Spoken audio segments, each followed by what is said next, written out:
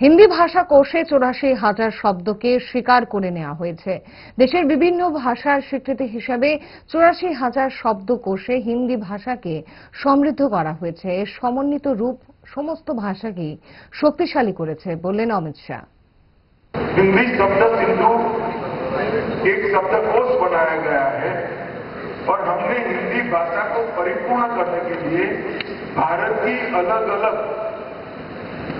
भाषाओं से 84,000 शब्दों को हिंदी शब्द सिंधु में हिंदी के शब्द के रूप में स्वीकार किया है और राजभाषा हिंदी को सभी भाषाओं के शब्दों से समृद्ध करने का काम किया है। हमने 13 खंड अब तक हिंदी के विकास के लिए राष्ट्रपति महोदय को समर्पित किए हैं और जमातिया जी ने यहां पर भावना व्यक्त की सभी लोग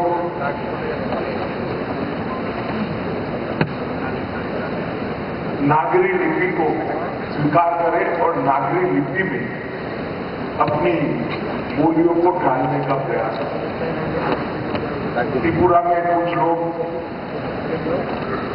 अलग दिशा में भी मांग कर रहे हैं।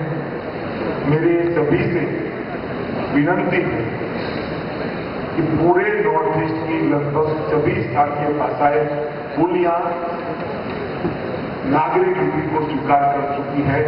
त्रिपुरा ने भी नागरिक लिपि को स्वीकार करना चाहिए और आग्रह के साथ अपनी आइडेंटिटी को मजबूत